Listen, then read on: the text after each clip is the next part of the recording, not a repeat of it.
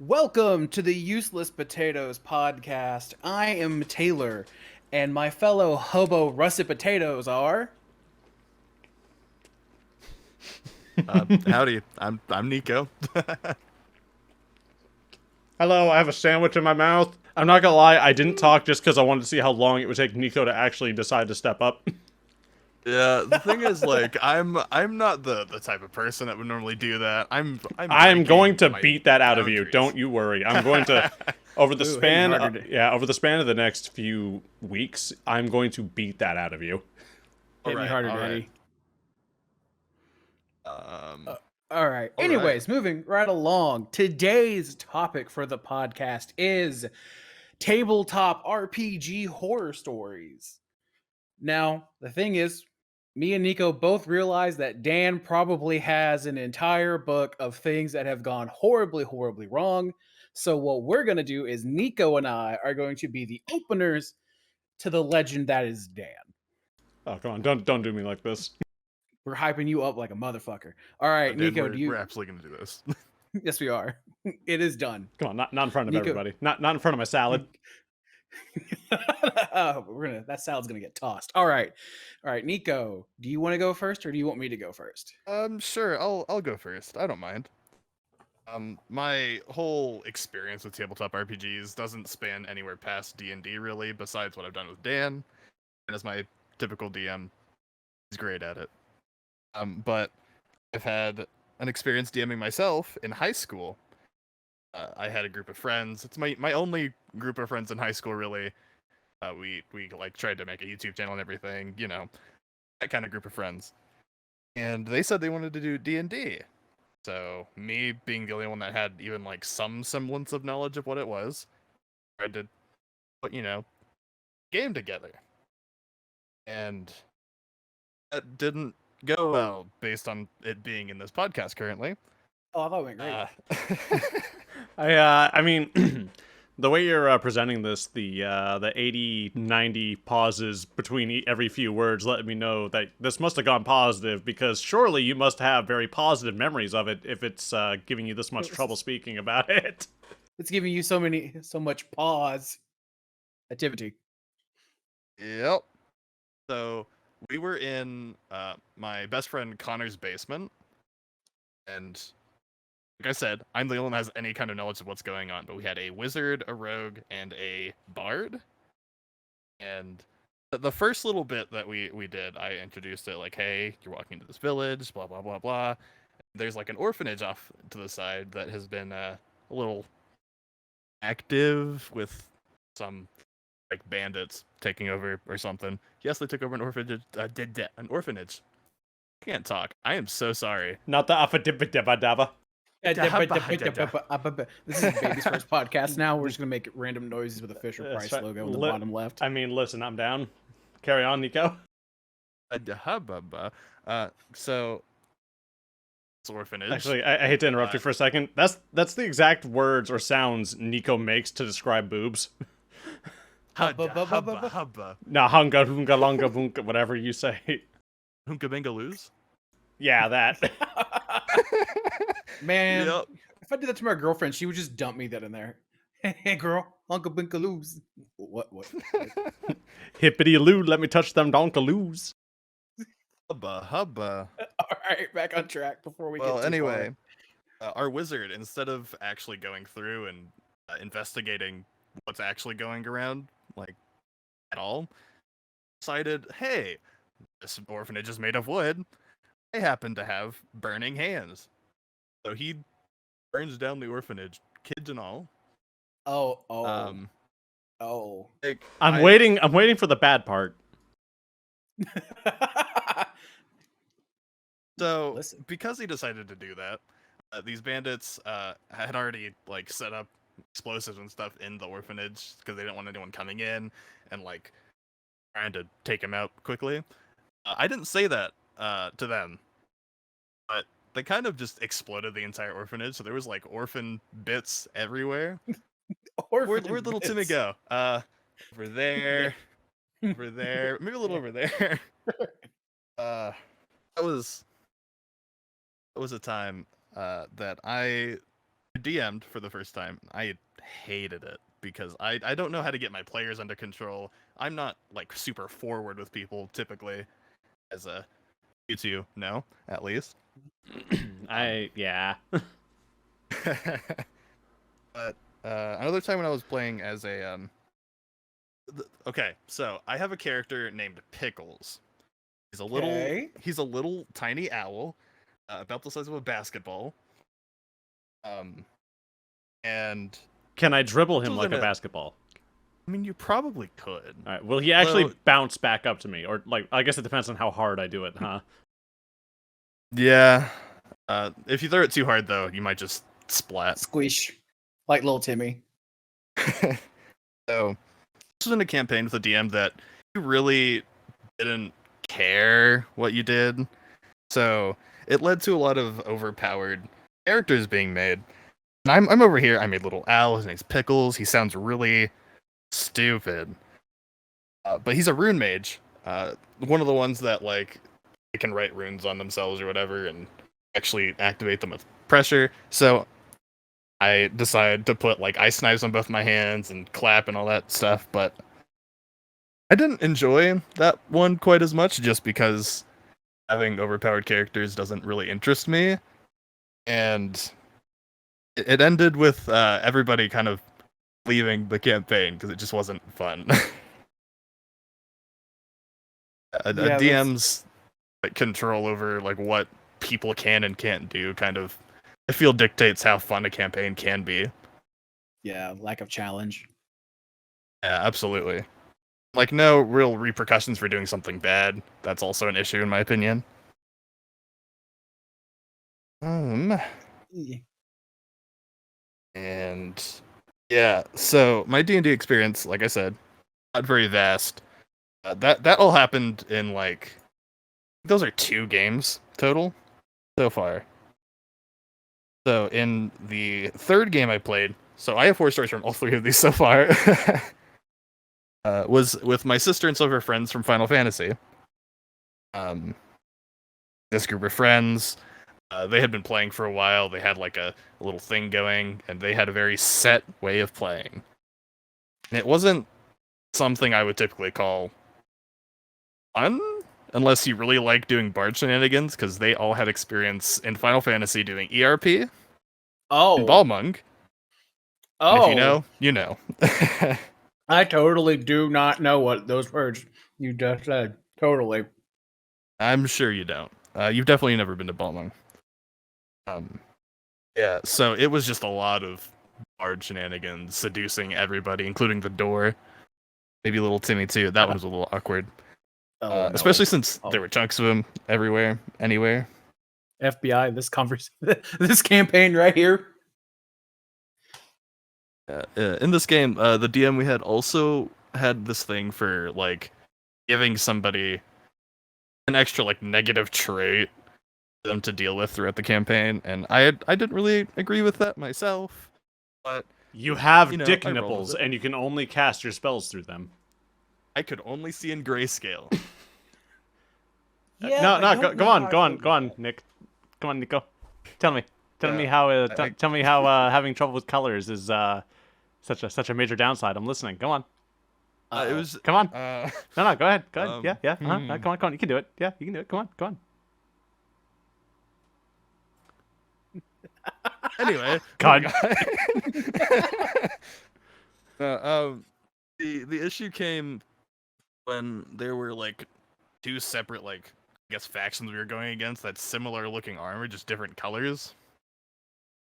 That made it really difficult because, you know, one's wearing gray, one's wearing a slightly different shade of gray. Well, how would that work with like being nighttime? 'Cause only like I That would don't be know if you would. That would be an insane perception check. Like if their armors are so similar, like it's just like a change in gray, you would be insane. Like you'd be having to like notice the difference of like logos, like fabric patterns. Like, Yeah, so you see officer over that one over there, that one was gray, but that one over there was like gray. But that one over there was Like like that- gray. You know what I mean? That one was gray but with an E. It So was British Gray. That one was British. I think that's just called British. Yeah. Any kind of sneaking with this character was not happening, especially if doing it at night. Is a dwarven paladin in like full like mail, I guess.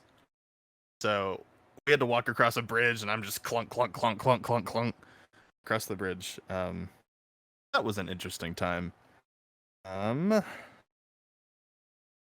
Yeah. Yeah. And another game I played in, we had a very new DM. She had put a lot of work into the setting, spent like a lot of time setting up specific regions with their own backgrounds and history, and we had two players that seemed interested in D&D, but after they started making their characters, you could tell they just wanted to mess around, because one of them was designed after Big Chungus. Okay. But he was like a war vet. No, like, don't move on from that. Hang on now. I need you to explain what that means to me. Hang on now. What do you mean like, designed after Big Chungus? Elaborate. Like personality. Like. Okay, like design. He was a rabbit folk or something, and he was really fat. Looked like Bugs Bunny, but fat. Oh. You know, Big Chungus. Did he go?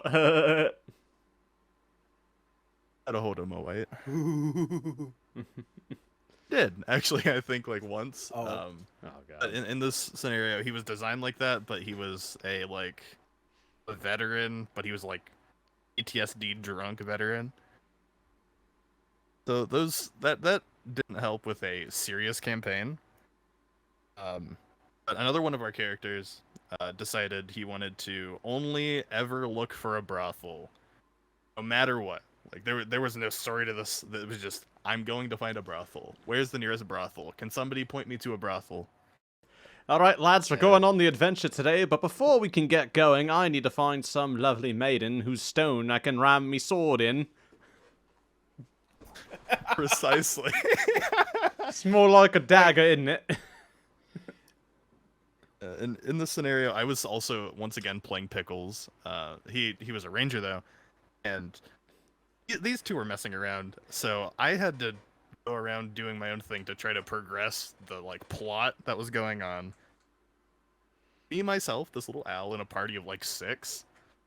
Everyone else was kind of just hanging back, doing their own thing, but. That is the worst feeling when you're the only person trying to push the plot at the current point. Oh my and you're God. doing everything. I hate that feeling. I have a thing about that, but carry on. Listening here, like, because I'm gonna be real with you here, Nico. Oh boy, you're making me angry. You aren't, but like I'm thinking, because I thought about the general topics of what I was gonna talk about, but now that I'm sitting here like preparing to present them, I'm just thinking back to them, and I'm like, oh my God. Oh yeah, I wasn't just mildly upset when these things happened. I was like borderline major psychotically in anger. Yeah, I don't blame you at all. All of these that I'm talking about like completely aggravated me to the point of like I didn't want to play with these people anymore. Really, still talk to some of them now. But one of them never is in our current campaign, Dan.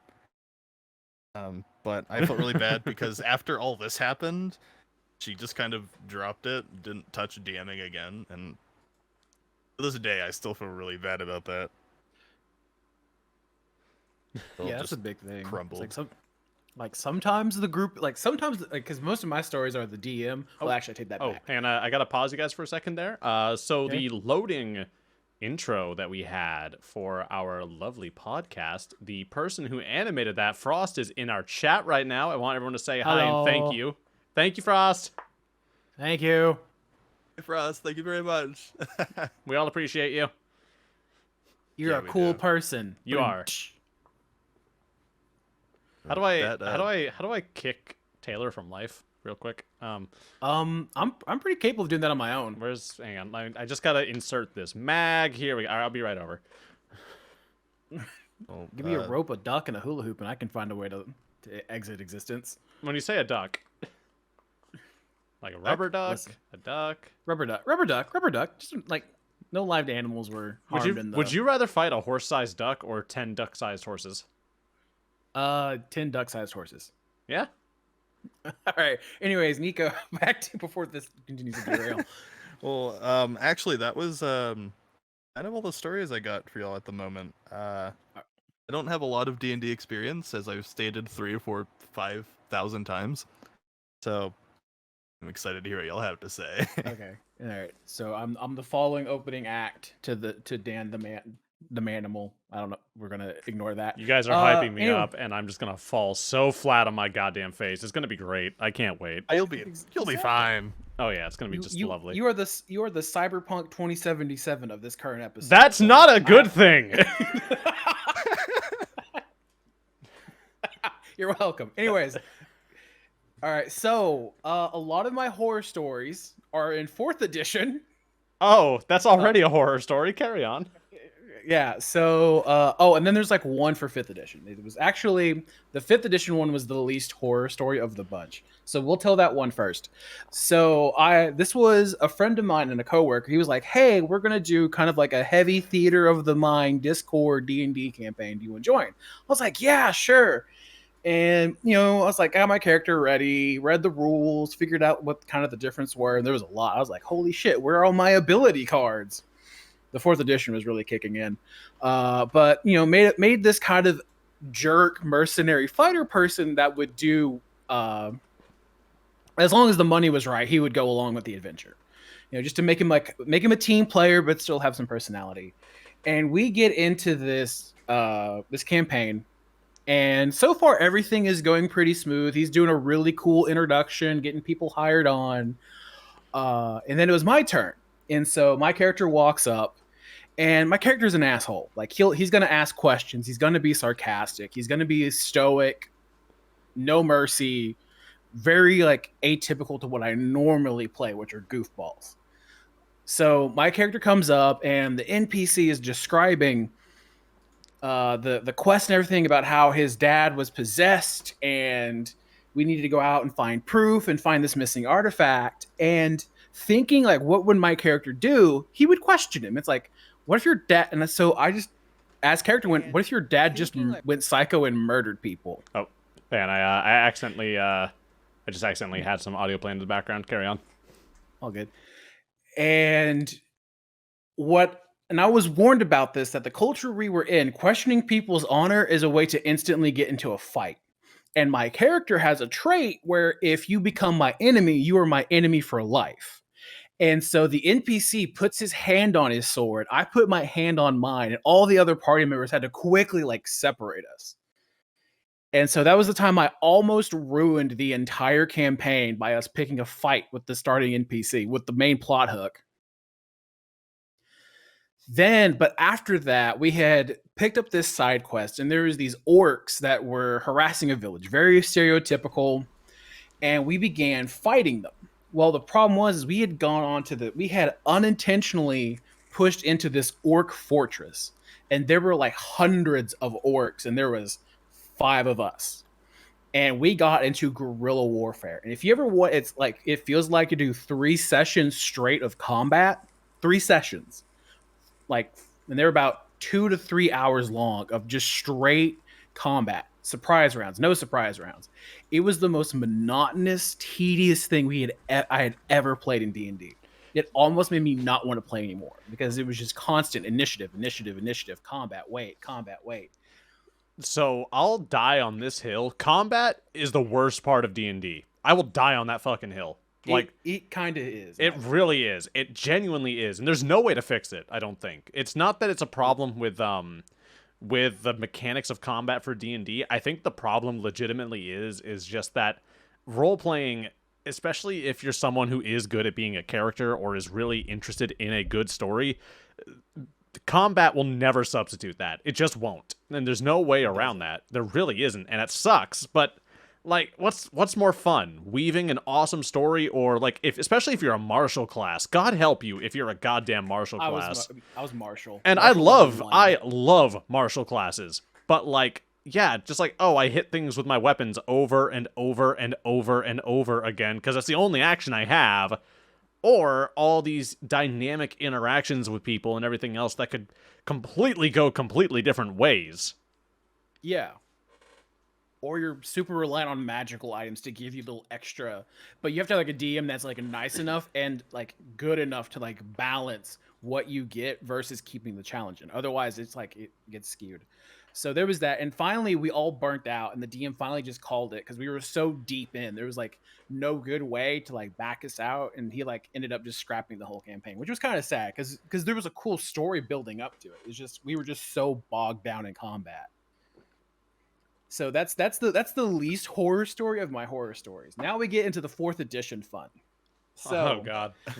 the first horror story from 4th edition is this was my first time DMing, and I kind of came at it with the attitude of like, okay, I'm just gonna do one of these pre-written, and I'll like fill in the holes of like why they're adventuring together, just keeping it easy on myself.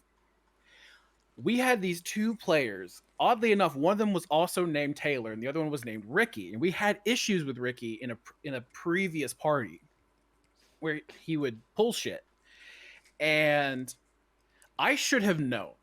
Admittedly, we were in like high school, early college, but I should have known because one was named like Fruity McGoldie Pants, and I don't even remember what Ricky's name was.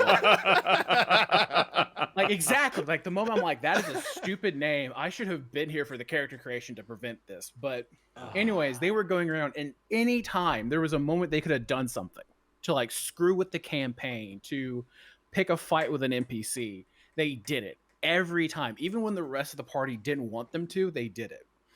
At one point, the other Taylor's character, McGoldie Pants, he like borderline started to sexually harass a wizard's apprentice, and this was like a multi-plane traveling wizard.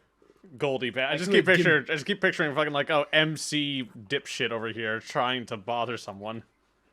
I'm still imagining like Carlemine as a completely peaceful, non-competitive Furbolg, just minding his own business. For reference, because no one here knows who that is, or no one watching this might know who that is.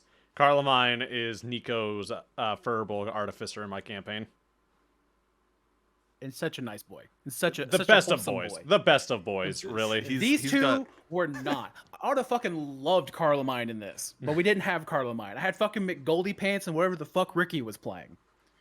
And so they kept pulling shit. And at one point, they finally picked a fight with the wizard. These two, like the entire party went, nah, nope, we're not doing this. And they picked a fight with the wizard. I'm like, this was the point, like as a DM, I don't try to do this because I feel like it breaks the immersion. But I had to stop and go, you understand that you are picking a fight with a wizard who has just demonstrated the ability to teleport, summon things, extensive knowledge about the planes of existence and acting like he's been there. Are you sure you want to do this? And this was a 4th edition like plane wizard who does wacky shit. They're like, yeah, we're doing it. The wizard rolled like 86 damage on like a level 1. I was like, are you sure you want like, and this was the first time I ever let someone back out of combat, back out of damage as long as they promised to behave. God, how much damage was that? It was 86 points of damage. And I think it was technically fire damage because the wizard had teleported one of the other players and like dropped him in the infernal plane in a lava pit. Oh, that's not polite. Oh my gosh. It's a little Man's really said fuck your feet. Oh yes he did. And your entire body. And finally that campaign came to an end just because we were like, I was done with it. And one of my other friends, Lake, who's actually a really good DM, was starting up his own one again. And which leads me to my second story. So we had a friend named James.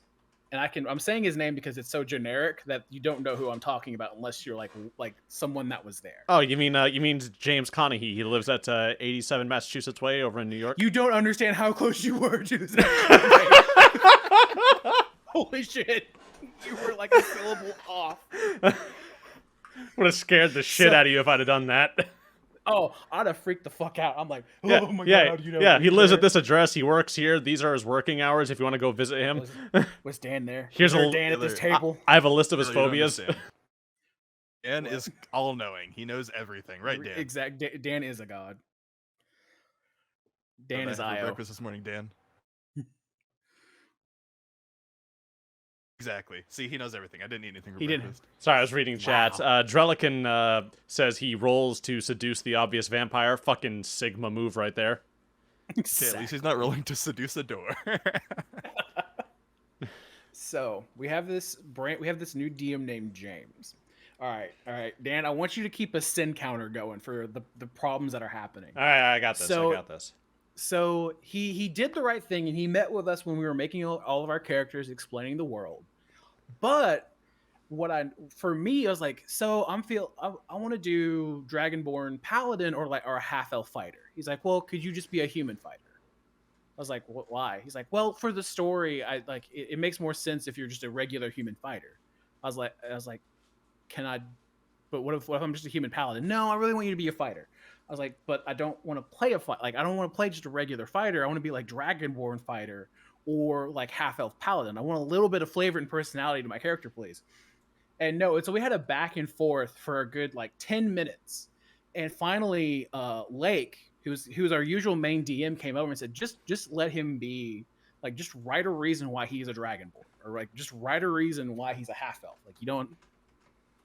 So finally, James relented and let me be a half elf paladin, but I was so annoyed at this point, and I was like, you know what? I'm gonna be a jerk about this. And I went into the evil player's handbook or something, whatever it was in 4th edition. It was like Warriors of Shadow or something, and there was kind of an evil paladin you could play, and I picked that, and it was just made this guy an entire jerk. And I could tell James didn't read my backstory, because there was torture. It was kind of like Okay. Sith Lord paladin. I have a question. On a scale of edginess, were you brooding in the corner sort of edgy, or were you people bleed when they come into contact with you sort of edge? More towards people bleed. People bleed. This was not like Batman lurking up on the rooftop, edgelord paladin. Ah, yes. You're not justice, vengeance. You say vengeance. I just beat the shit out of people, paladin. So and I found out later he was doing that to everyone. He was trying to get people to play certain classes and be certain races, which were fine, but he wouldn't let people choose. He tried to convince them to be certain archetypes. Okay, whatever. We finally get to the table, and a lot of us are kind of annoyed with him, especially Lake.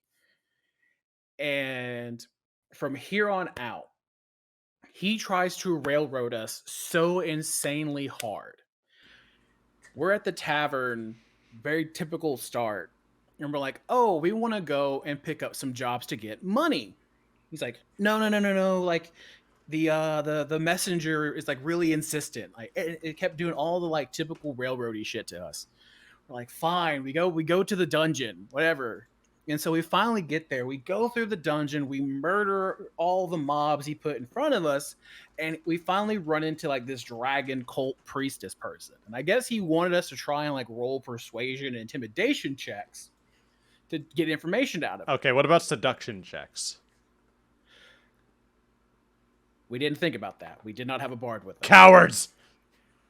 We Dare were. you. Well, you say that now, but here, this is the we were the problem story. So we get railroaded into doing this, and I talked to Lake. I'm like, because Lake had begun to break prestidigitation in 4th edition and making it do weird things it was not meant to do. And he and I came up with a plan. We're like, well, if James is being honest, he will lower the DC if we do this plan. So what Lake begins to do is that prestidigitation can't harm people directly, but it can heat up items. So to get the information out of this priestess, Lake starts using prestidigitation on my sword, and then I take the sword and press it against this woman's face to try to get information out of her. And we do this over and over and over again. And James is like, oh, if you keep doing this, you're going to kill her. I'm like, oh, easy. And then I use lay on hands and heal her back up. That's fucking And dark. We keep taking short and long rests to keep doing this over and over and like at one point the ranger in our party was so like disgusted with what we were doing. She left the table. Jesus Christ. She's like, "This like we're the heroes." I'm like, "Not today," and kept doing this. And she finally, he's like, "If you keep doing this, she'll go insane." I'm like, "Okay, all right, like heat it up again." And he finally relents and just gives us the information so we can leave. That's rough. This is one of those everyone sucks here kind of moments. Oh yes, it is. It's very much a we were all the problem.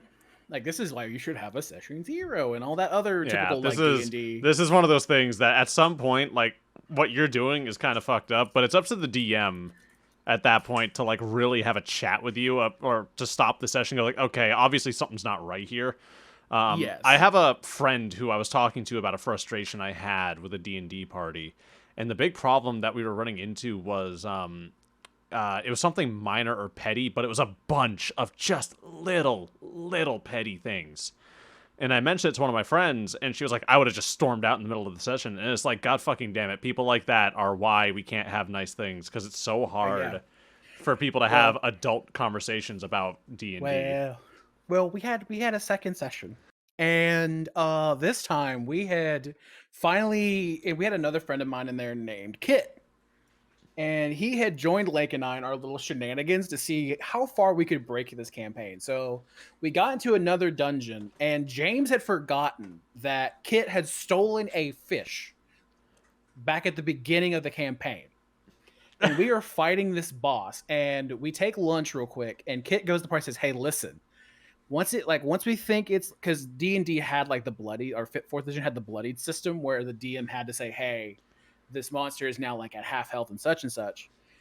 And once we had figured out bloody, and we kind of figured out like calculated how much damage we had done to get to that point, we kind of figured out right when it was around 1 to 2 hit points.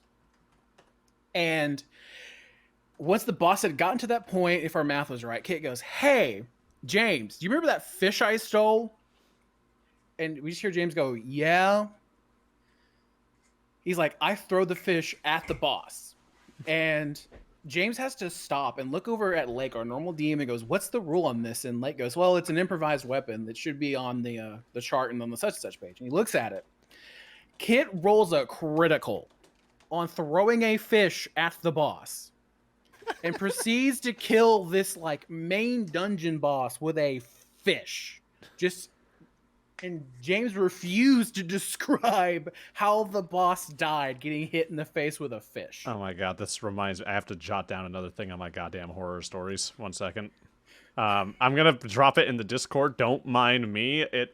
I'm just dropping the topic in there. All right. There you go. Don't worry about that. Don't worry about it. All right. Don't worry about it. Well, the story continues because after this, we finally got the ranger in on it, and we were so done with this campaign because he railroaded us so hard. Every time we tried to go off the beaten path, do something kind of weird, like we were still trying to follow the plot. We were just trying to do it our own way and solve the problems the way our characters would. He wouldn't do it. He wouldn't bend nothing. And so finally, he takes us up to this noble house, the information the cult lady gave us, and we go to this house.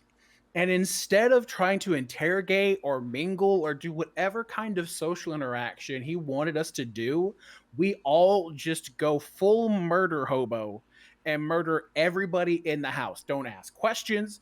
Don't like when people beg for their lives. We just took the information and then killed them anyways. And this was 4th edition where you're supposed to be the hero. Like 4th edition had a whole thing about it. I can feel my neck beard just getting longer by the second as you describe this. And we're such assholes. Just, God, this is awful. And that was the last session after we went full murder hobo on the entire house party, and the house was ours, and we just quit. We were, for some reason, James didn't want to DM anymore. I wonder why. Yeah, God damn. All right. Is that me? All right, Dan, your turn. Yeah, it's your turn. All right. So I was kind of hoping we would bounce back and forth around this. We might have discussed this, but, one of us didn't show up to the last second. Whoops. Anyways, so I've got a list here And I just had to tack one on in the middle of the goddamn podcast. So we're going to start with, I've got a list. We've got, ignore the name that shows up on my list, but the first one I'm going to call Adam's Bullshit. For those who don't know, there was a person I mentioned in my video titled Motivation, and the guy I referred to as Adam. Adam's not his name. Adam's not his real name. But I'm not going to say his real name because I'm a nice guy. But Adam's a fuck, okay? Adam is a piece of human garbage, and I have nothing nice to say about this man. And I had to deal with this individual for 4.5 years. 4.5 years of just suffering and pain, and it's just, goddamn, I hated him. I hated him. The minute I met him, I knew that if he was on fire and I had a glass of water, I'd drink it in front of him. Oh my god. Like, holy god, I hated this man. And the thing was, I was genuinely nice to this guy. I did my best to be polite and cordial. Him, on the other hand, no, it was a mutual hatred. The difference is one of us showed it. And this guy, I played D&D with him repeatedly. And in the first campaign I played with him, he played a dwarf, the equivalent of like an Eldritch Knight in the days of 3.5. So he was a spellcaster with plate armor, and he had a thick Scottish accent for his character. It was a dwarf. Okay, that tracks. And the problem was, if he cast any spells that involved using a spell scroll, if he had to use it to help a friend, he would demand payment for it. Oh. Like, that scroll cost me 500 gold, so you're gonna pay me if I use it on you, right? Co-op You're dead on game? the ground, and I have this scroll of resurrection. If I resurrect you, you're gonna give me like money, right? Yeah, cooperation, That's by right. the way. Cooperative My game, lord. by the way. Fun with friends, by the way. So, anyways, we move on to the next campaign. And the thing is that I noticed a theme. His character was from a long line of wealthy, militaristic people, and a key part of his background was if he ever got into like a scuffle or something like that, a major conflict, he was high enough of importance with some sort of military organization that they would come and assist him. The reason he did this was because he could be a prick all he wanted, because we had a DM who just wouldn't say no to anybody for anything. So he could be an absolute just garbage person, and if anyone in the party decided they'd had enough, we tried to retaliate or kill them for it, what would happen is basically he would threaten out of character, if you kill my character, my next character will be sent from that organization just to kill your character. And it's like, God, are you 10? You're 10. You're a 6'6", 10-year-old, goddamn, with a tiny penis. I would know. You beat me up. My dad will beat up your dad. That's the kind of energy I'm getting from All right. this. And My dad is actually the CEO. And he did have a tiny dick. He sent an unsolicited picture of it to our neighbor. It was hilarious. Not hilarious that he sent it, but hilarious that he is very tall and has a very tiny penis. So, Your neighbor showed it to you? no, I didn't see it, but she informed me he wore like a size 16 shoe and had like a 16 millimeter schlong. Oh my gosh. I have questions and I don't want answers. So, my throat's a little rough tonight again. I swear to God, allergies have been so bad since the fall started. The ragweed is just everywhere. So, he's playing this character, Scottish accent, martial character, military background. Okay, next character in the next campaign. What's he playing? A fighter. Okay, what is he? A human. Cool. What's he like? Well, he has a Scottish accent. Okay. Okay. And he's from a military background. Oh my gosh. And he's Hey, part guys. of a mercenary organization. Okay. Some originality. All right. And then the next campaign comes. Guess what he's playing? Is he a Something fighter with a barbarian? No. something fighters. No. See, Taylor, my dear boy. Taylor, Yes. Adam decided that he wanted to shake things up because I made fun of him for playing the same type of character over and over again because he made fun of my rat folk artificer. So, yeah, fuck you, okay? I like my little rat bastard. I So, love him. I mean, at least it's original. Like it's So- a bare minimum. no one in our party wants to be a healer or anything of the sort. And mind you, every campaign I've played in with this group so far, I've been a support character. I decide finally, you know what? No, I have wanted to be a barbarian since day one, and I'm gonna be a barbarian. So I make a barbarian, a dwarf barbarian of the bear totem. And I am hands down the scariest man in that party. I hit harder than everyone. This is before any of the expansions for 5e are out. So a bear totem barbarian is just an unstoppable juggernaut of a monster. So everything's awesome. And he lets us know, well, since everyone is going to play some sort of combat-based class, I'm going to play the support character with the healing spells. But, you see, he can't just do that. Adam is not only unpleasant and a creep, he's also just gross. Adam is playing a Dark Elf Bard. Now, this Dark Elf Bard is a female. This Dark Elf female Bard is wearing a slutty maid outfit. This Dark Elf female Bard has enormous tits. He made sure to let us know that. This Dark Elf huge-titted female Bard has the character flaw of I am obsessed with carnal pleasures. This slutty Bard female drow obsessed with sex was barely 18 years of age. Barely. Ooh, that's hard to step in. He made sure that she was just over the equivalent of 18 for that character. It's a no for me, Chief. As a DM, you step in immediately. That is a hard no. And you know what's my favorite part of this? The best part? He still used the Scottish accent! So, hold on. We have a slutty, big-titted, barely legal of age Scottish drow. Yes. Who is like... So, every time he would talk, I would just picture, like, this almost pornographic image of this character, but with his head photoshopped on her body. No, it's the head of one of his other characters. The military background. It's like, hey there, lad, come on over. Why don't you come over here and come on? You can share fun bags. You can share my sheep if you know what I mean. Come on, give me bagpipes a bit of a squeeze. Frolic in my underbrush. Oh my god. So God, I have so many unpleasant incidents with this person. The next character, he only played that one for 2 sessions before he moved on to a human fighter from a mercenary war band with a Scottish accent. Good. Yeah, great. Wow. Shouldn't have lasted that long, but good. Yeah, so after that, the next campaign I played with this guy, we were doing one based in the setting of The Witcher. Now, I'm not super familiar with Witcher lore. All right, I'm not the most familiar with it, but I know enough. I know enough to get by. And our DM, God bless his heart, was obsessed with The Witcher. It was his favorite book series of all time, his favorite video game series of all time. He cried when he found out that the show for it came out and that it was fucking garbage. Understandably so. So... It wasn't garbage. It was. I mean, it needed some rewrites, but it wasn't garbage. Listen, Henry Cavill broke his poor back trying to carry that show. Oh yes. That's why I don't throw it in the garbage tiers, because Henry Cavill did such a good job. Well, I never watched it. So, for those who don't know, in The Witcher, motherfuckers be not only sexist but also racist, right? They're both of these things, and Adam wants to play a ranger.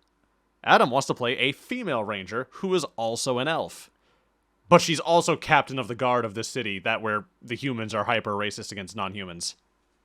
Oh. The reason being is because, well, it's that they would know that she is so good and so talented that they would let her be in charge. Not only would they let her in to the guard, but they would actually let her be in charge. And when the DM finally put his foot down, I was like, no, that's not going to happen. Not with the city that you're in. So he's like, fine. So he waits until we're in the middle of the session. He lies and says his character is a human. And, the elf in chat, someone's asking how old this elf is. This elf is like the human equivalent of like 50. But that doesn't matter. In this setting, it doesn't matter. If this city in The Witcher, they would not let an elf in a position of authority. Yeah, period. if you're an elf, you are like a subjugated minority, right? Like it is like if you've actually read any sort of like just interfaced with the Witcher series at any level, like whatever, you would know that that's okay. Yeah, that person, okay. The Witcher nerd is mad now. So I saw it in Monster Hunter World. That's about it. So Adam waits until we're in the middle of the first session. And when the party is gathering and getting ready to leave, Adam says, "I'm going to tell the guards that they need to come with me to join us on our adventure." And the guards obviously are like, fucking no. And he's like, "Well, I'm the captain." And the DM's like, "No, you're not. We talked about this." And Adam goes, "Yes, I am. I'm the first female elf captain, remember?"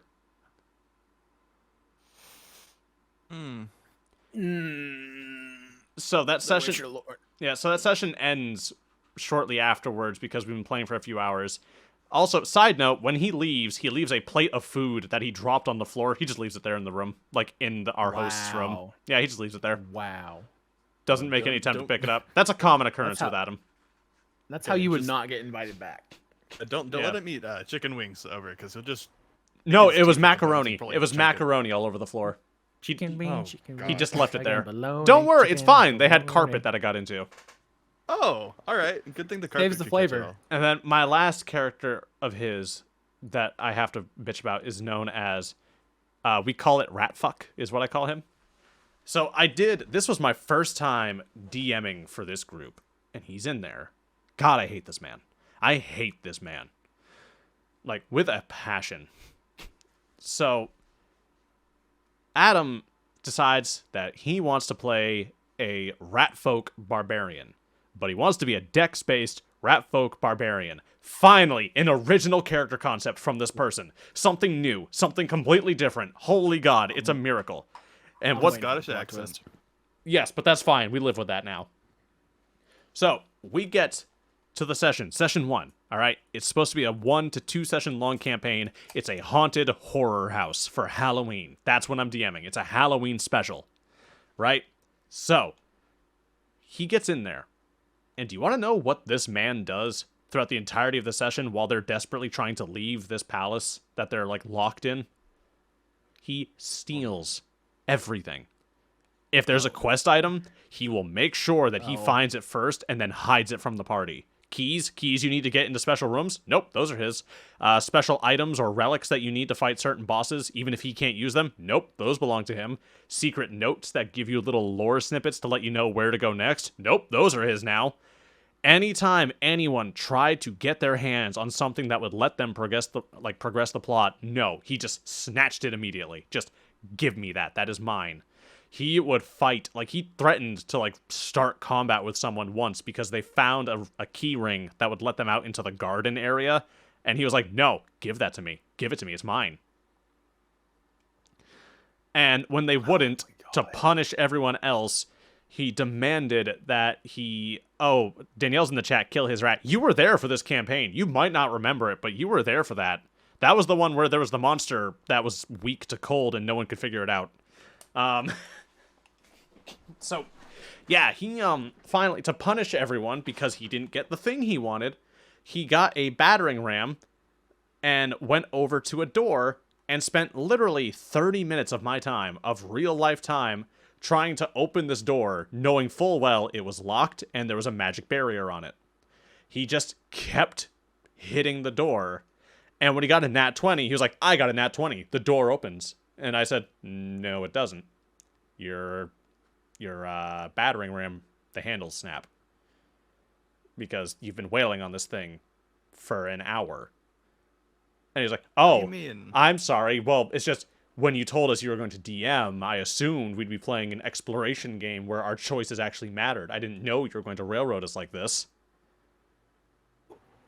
And, like, it's a dungeon. It's a contained dungeon. If I just let you go through every single door immediately because you got a stick, the game doesn't happen. That's how that works.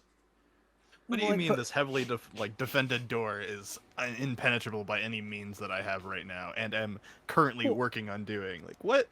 Excuse me. Well, like, you even let him do it. That's the other thing, is that if you were so, like, railroady, you would have just constantly, like, oh, there's no battering ram available. Oh, no, like, that stick immediately breaks on the first. Like, you would keep throwing excuses, but you let him wail on it for IRL 30 minutes. Yeah. So that's him. And I have so many stories about this person. And God, this person was just an unpleasant individual. I have a couple of short ones. There's favoritism is what this one's called. We had a friend of ours who was her significant other was running a D&D campaign. And I wasn't a part of this campaign, thank God. But they were like level 8 and she left her character sheet running around. Now, her boyfriend was running this campaign, right? So I look at her character sheet. Her character sheet for a 5th edition campaign, there is not a stat under 18. Not a single one. She's playing a vampire who is immune to sunlight. She's playing an artificer with a weapon that does more damage than Fireball does. And she can fire it twice per turn. And she has a pet wolf whose bite attack does more damage than a Fireball does. And she can command... Oh, yeah. This is the best character sheet ever. Yeah, and she can command this thing to attack twice per turn as well. Oh, except her intelligence is actually a 24, and her charisma is a 20. And after hearing this, I think Carlo needs a buff. Listen. Yeah.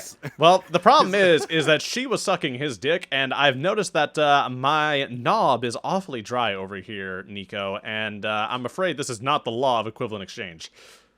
And where? Oh, God.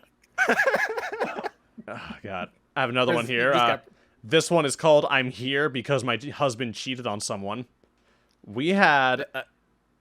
yeah. So we had a campaign, and this one might ruffle some feathers because, like, this was semi-recent. So someone who was there for this might actually see this clip. If so, hi, I'm not sorry.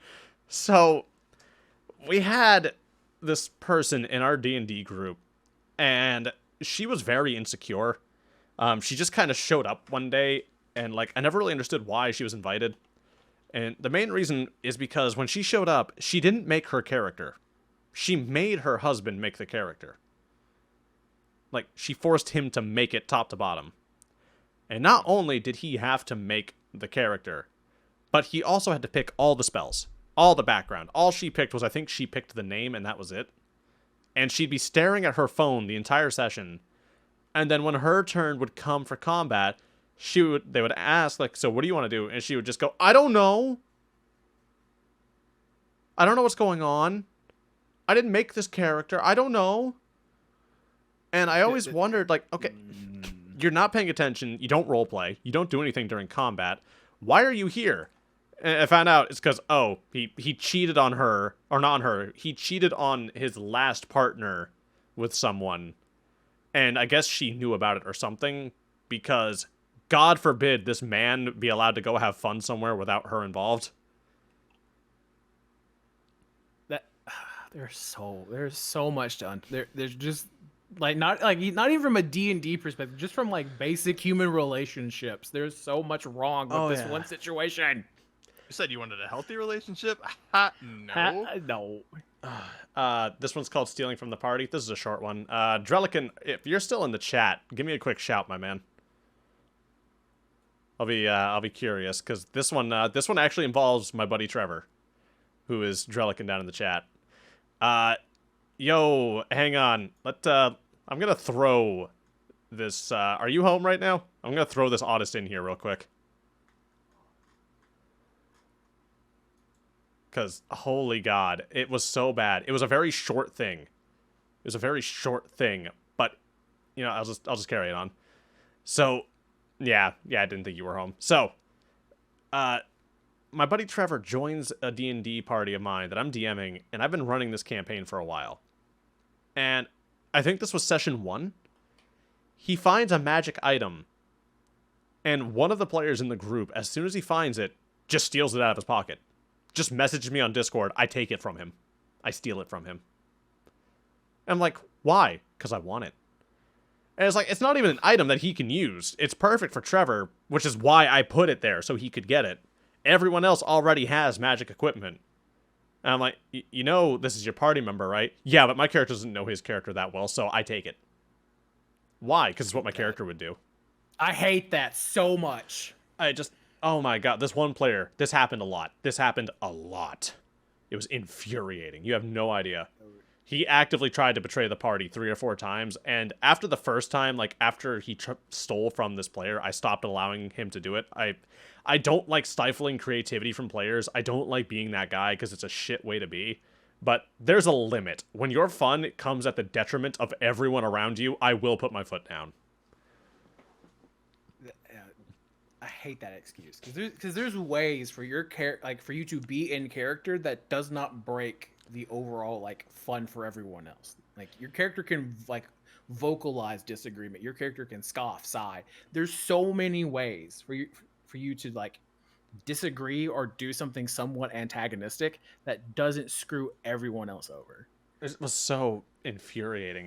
That campaign died towards the climax, which made me so mad. What do we have here? All right, the paladin that didn't want a paladin. So, we had a player in my party, the first group I ever DM'd for. Ever. 3.5. In 3.5, you know how alignments work and such like that, and how, like, paladins have these oaths they kind of have to stick to? Yeah, the tenets. In 3.5, that's not how it works. In 3.5, if you have a paladin, he is lawful good. If he ever leaves that alignment under any circumstance, for any reason, for any period of time, his powers permanently turned off. They do not get them back. The only way to restore those powers is to go on a forgiveness quest. But if you violate that alignment restriction under any circumstance, your powers in the trash can. They're gone. You don't get them anymore. So, I'm talking with this player, and I let him know, hey, I'm going to call him Alfred. Alfred, you know that this character of yours, if you're playing them, like, you're going to have to be a good guy, right? You know that. Oh, sure, whatever. Like, no. I need you to understand what that means. No, it's going to be fine. All right. So, this player, realizing that they have to be a good person, decides that if that means that they can't just be a murder hobo, if they can't just do whatever they feel like, everyone else gets to suffer for it. So in 3.5, there were prestige classes, and to achieve these classes, which were just objectively more powerful and better than the base classes, you had to do certain things. They were rewards, basically, for playing your character a very certain, specific way. So, our rogue wanted to become an assassin. And back in older editions, assassins didn't just do bonus damage if they surprise somebody. They could just instantly kill people. So, I need to look more into these previous editions. Yeah, so the problem, though, is to become an assassin, you have to murder somebody. You can't get caught, and you have to do it in cold blood. So, he goes and finds the Assassin's Guild and gets a job. There's a brewmaster that is so late on his protection money that they're done asking. And so he says, like, oh, so you want me to go get the money? And they're like, no, we want his head because we're going to be sending it to the person that replaces him. And he's like, okay, got it. And he's a paladin. No, the rogue. This is for the rogue. Okay, the rogue. So, the paladin, above table, hears this conversation happen. Doesn't hear it happen in-game. But, having heard above table that this is happening, follows the rogue everywhere. Everywhere. Under no circumstance is this rogue allowed to be alone for more than a few seconds. And when I would ask Alfred why, Alfred would tell me, because he's going to murder somebody. And then I would let him know, like, yes, but your paladin doesn't know that. You know that, right? Yeah, but I don't want him to do that. Or my character wouldn't want him to do that. Yeah, but your character doesn't know that.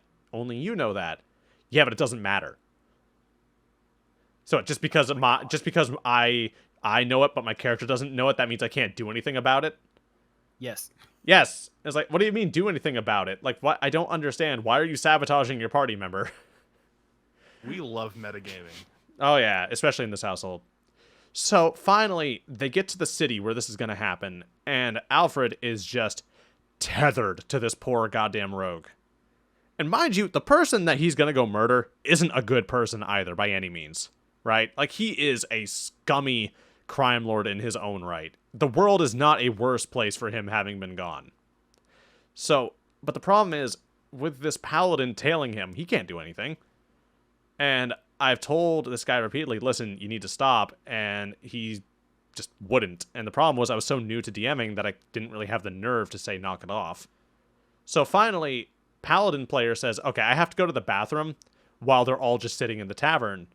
As soon as he disconnects to go to the bathroom, this rogue player, over the span of 6 minutes of real time, Damn. gets over to that brewery place, finds the guy, slices his throat, pops his head off, and then gets back to the tavern like nothing happened.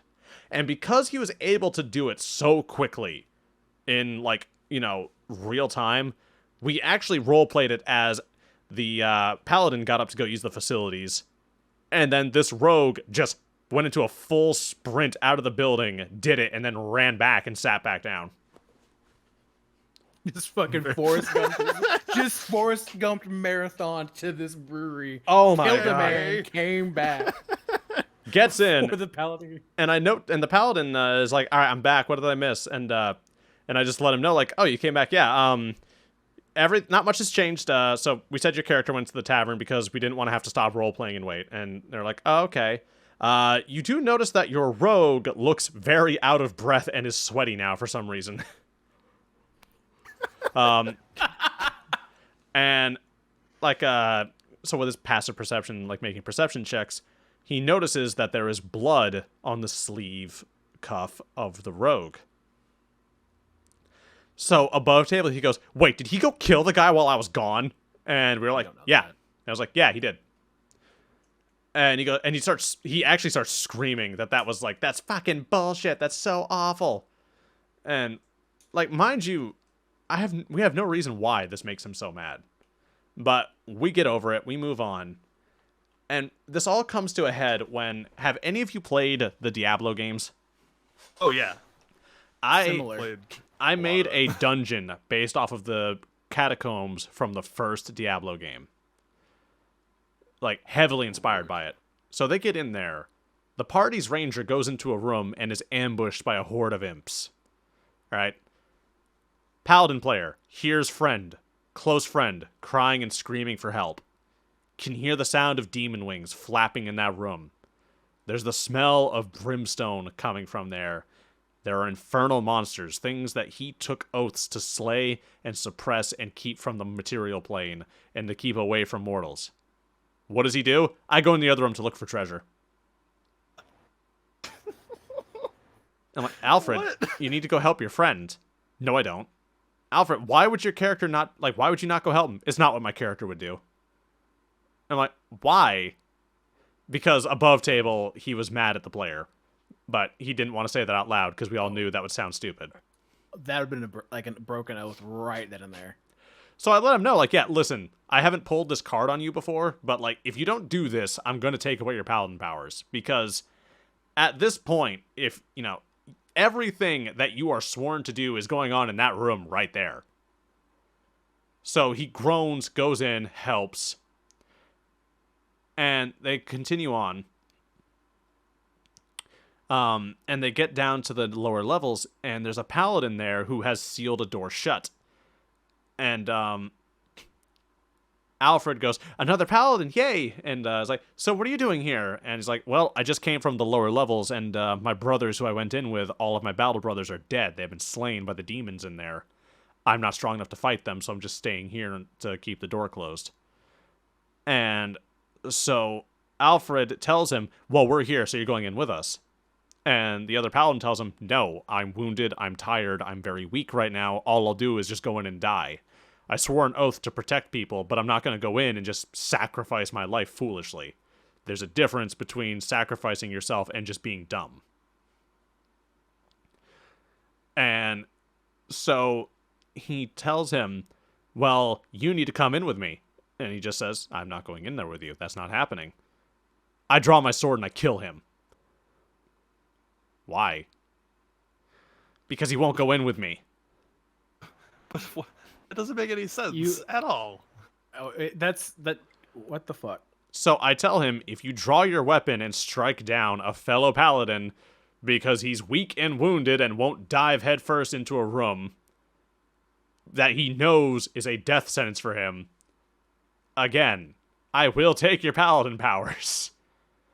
So because I say that above table, he sheaths his sword in-game and says, this character is so stupid. I can't believe I can't do what I want. Like, why even play this game? And he just leaves the catacombs. And the rest of the players, not feeling brave about all this, follow him, except for the one player who he left to die earlier. That player was a ranger. That player's preferred enemy type was demons. Or fiends in general. So what does that player do? Gets his weapons, kicks open that door, and then just clears the rest of the dungeon by himself.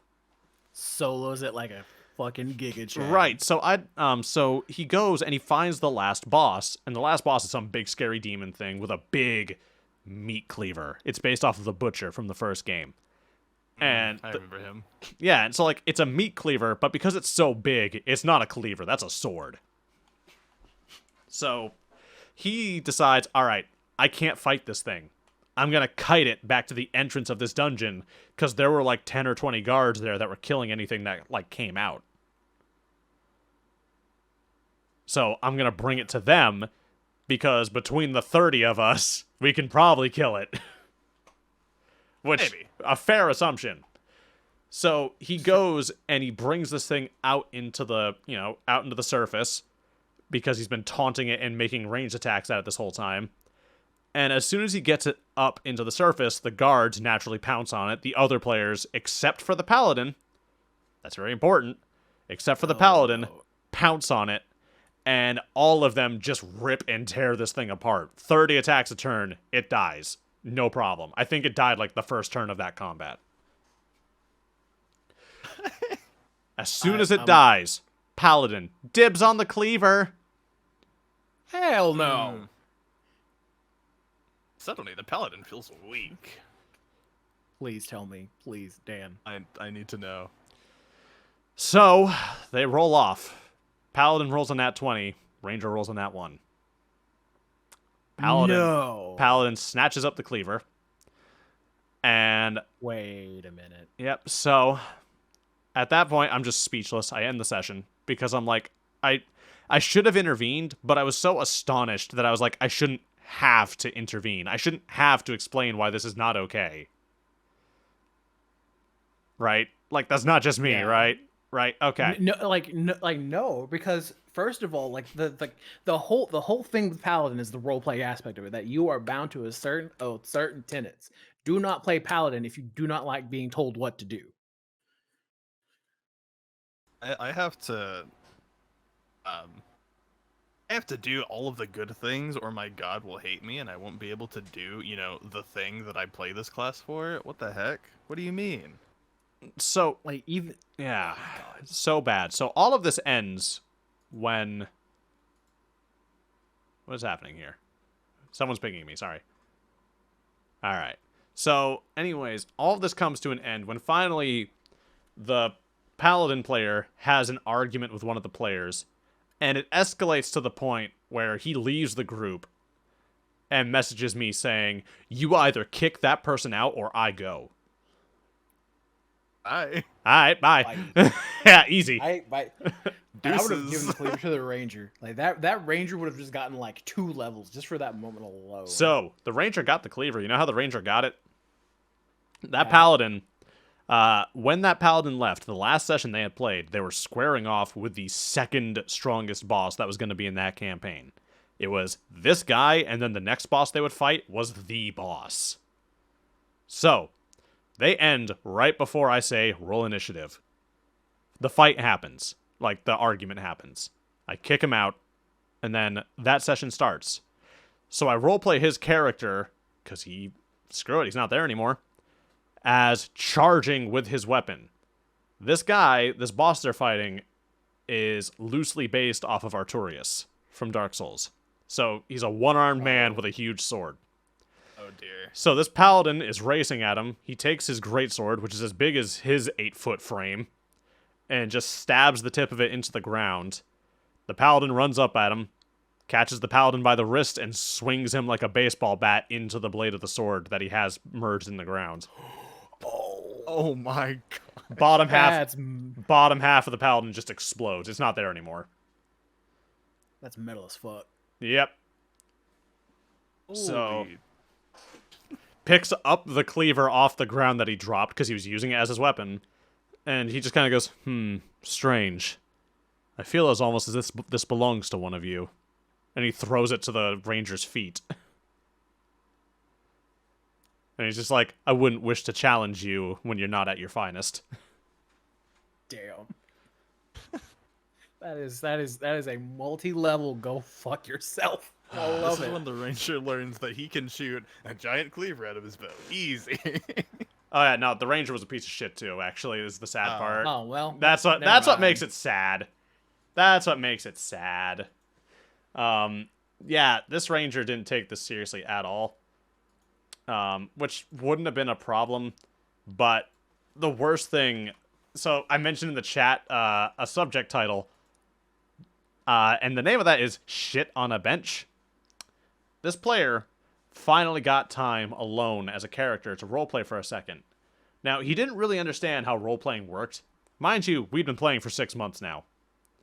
But he just didn't understand why people roleplayed or what the purpose of it was. Like, what was the point? And he always complained people weren't funny enough.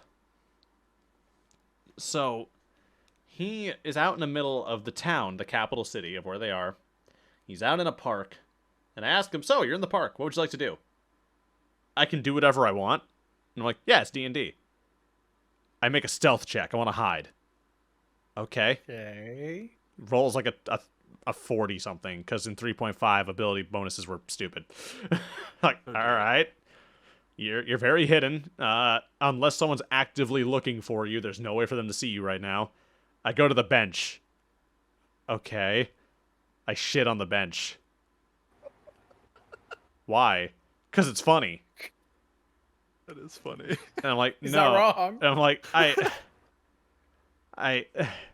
no? He's like, no, I shit on the bench, and then I throw it at someone. Why? Does it. Rolls a nat 20 for the attack roll. So we just decide that it hits the person with enough force that they just clip through a shop window next to them and blast through it. And I'm suddenly getting a lot of ideas for my current D&D characters. I will repossess your kneecaps, Nico. I swear to God. You What, understand? Are you gonna give my firstborn child to Ian? Yes. You understand? You're walking off a boat right now in mine, right? Fucking Danielle. Oh, yeah. Danielle in the chat. Main character vibes. Honestly.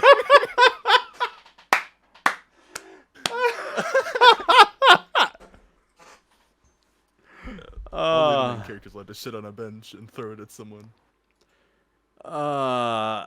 That's about it. I don't think I have. Oh, I had one more. It was called "I Need Dick and Balls and Adultery." Oh, what? What a title! All right. Okay. Don't. All right. Don't leave us on this cliffhanger. So, we had a girl in our D&D campaign, in our party, and she just wanted to fuck the DM in the worst of ways. She wanted that man, and he was married and couldn't have him, but that didn't matter. So, I had to sit there for a very uncomfortable session where she tried to seduce a character, and she started describing in an uncomfortable amount of detail of how she went about it, and then started describing what she was doing when she got him alone in the tent. And it got real awkward because she started describing, whenever she would like say, I touch here or do that, she would describe the attributes of this character like they were like the DM. Oh, no. And unfortunately, the DM was kind of a terrible person and was kind of into it. Oh, that makes So, I need a Right. And unfortunately, I didn't have a driver's license at that moment, so I couldn't leave. So I Mom, I kind wanna go of, home. yeah, I just kind of had Mom, to, please pick me up. I kind of had to just sit there, and it was like, this is unfortunate. And then finally, the session ends, she leaves, and so I'm just kind of stuck there waiting for my ride, and he's like, hey, you guys want to watch YouTube videos on my TV? And I'm like, sure. So he plugs his computer into his TV and pulls up YouTube. And the first thing that opens when he opens his Chrome is Facebook. And in the couple of seconds it takes for him to switch from Facebook to YouTube, this woman is driving and texting him pictures of her tits while, like, driving. Oh no. Oh no. And it's just like, okay. Okay. Don't have to roll perception check to know what those are. And it's just like, that's... And I just said, like, damn, that's not okay. And he was in the middle of, like, getting ready to say something. I think he thought, because it was just me and one other guy there, it was me and my buddy Jacob, and Jacob was also a really, like, good guy. And we both knew this dude's wife. And so we're both, like, as he's getting ready to go, like, nice, we're both just at the same time, like, that's fucked up. And Jacob... and not being able to read the room. So, like, yeah, so here's the thing. So me and Jacob both are just like, yeah, that's awful. That's disgusting. Why would she do that? Like, you're married. And, or you're engaged. And he goes, Dad, yeah, that's really bad. And immediately, like, just clicks away from it. And instead of trying to pull up a YouTube video, suddenly goes over to his phone and is vigorously tapping buttons on it. Oh, Lord. That's gross. It's like, I hate it here. I hate it here. I hate it here. Why are my D&D players gross? Or in that case, my DM.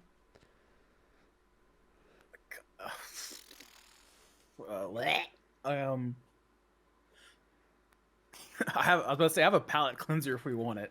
That's right. All right. What's so I'm telling quick question? What skill? What skill does adultery fall under? Like it's like a mixture of like persuasion and deception, maybe. Ah. Charisma Perfect. check. Well, once the actions actually start, maybe a little bit of athletics. Oh, okay. Hold on. I got 2 palate cleansers then. So I'm gonna tell the story on like the campaign Nico is in with me. It's actually survival, Nico. You roll survival. That's if you're halfling. And then a constitution check. I, the halfling bard, seduced the large Goliath lady. So, fun fact, that happened. So this I'm telling. All right, two palate cleanser stories. So at one point, I had this side adventure, and it was stupid. It was supposed to, like, from like start one, it was stupid. I had the fish people give off really bad Shakespeare quotes if they somehow found a way to talk to them, and I made them do the Murloc noise. Only, and for some reason, the players thought they were plot relevant. I wasn't here for this one. Yeah. So, anyways, we move along, and eventually, I put in this NPC, and her whole thing is that she has like an entire collection of halfling erotic fiction. I'm sorry. Hang on now. No, we're moving on. You're not getting a chance to question this. No, okay. So, one of our players is playing a halfling, and they get information out of her by having the halfling sleep with her. I don't describe anything. I just make him roll 2 checks. He has to roll athletics, and he has to roll constitution. Athletics is for satisfaction. Constitution is to see how tired you are. I hate it here. Anyways, final palate cleanser, and this is not really a horror story. This is just kind of one of the funnier moments from the campaign with Miko in it. Is they had stolen a chicken and named it Hey Hey, and for about a solid week, I am getting hell in my DMs about, you don't kill this chicken, don't kill this chicken. This chicken is precious. We protect Hey Hey. No. From everybody, it's like, we're protecting this chicken. 5 minutes into having Hey Hey. Next session, the player with Hey Hey in his backpack sells him to a food vendor, and the food vendor kills Hey Hey. No! No! In this scenario, my character is the type that's like, he doesn't really meddle in the affairs of his other like compatriots at this point, and yeah, I didn't do anything about it because first of all, I wasn't super fond of the chicken. I Second, mentioned I was in the middle of eating. I mentioned the bench shit. I dropped something in our Discord channel. Oh my god! I don't want to click this. Click it. Click it. For Click those at home, we don't have it on the screen, but what we have is someone has a tea bag holder they've made, shaped like a turd sticking out of a butt, and when they put it in the tea water, it turns the water the brown color of the tea. I kind of want it now, actually. I also want it. Hold on, I'm gonna send this to my girlfriend. One sec, hold on. I need to know where to buy this. I need to buy this right now. I'll retweet this on my Twitter so y'all can go find that. Enjoy that. God, that's cursed. God, that's cursed. Fantastic. And you really forgot how to pronounce fantastic. All right. Oh, guys, we've been going for almost an hour and a half now. Oh, I didn't even notice. Yup. Taylor, you wanna do the outro or? Yeah, sure can. Yeah. Thank you for watching the Useless Potato Podcast, a podcast that's not actually useless. Maybe, depends. Lies. Carry on. Lies.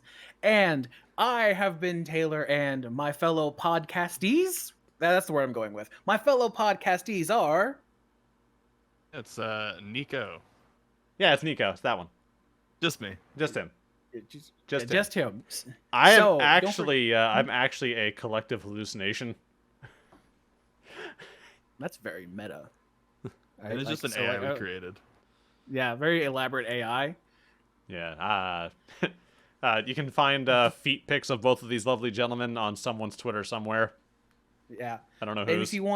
if you want Dan's feet pic, you go to onlydans.com. It's OnlyFans, but just for Dan's. That's right. It's not a pleasant place. Don't go. It's terrifying, frankly. It's lovely. They only take payment in Dogecoin. It's great. We're getting Oh, all the God. memes in here. And then they turn the feet pics into NFTs. Have I hit the crypto buzzwords yet? Speaking of money, don't forget, y'all can find the Patreon for this channel at the Chaotic Entertainment Patreon. If there's not a link to that in the... Oh, by the website, Danny Babby says. I love that woman. I'll put a link to the Discord in the Twitch page. It's also on my Twitter as well as the YouTube channel if you want to help support this content. Yeah. And don't forget to comment, like, and subscribe. And we'll see you next time. Later. Take care.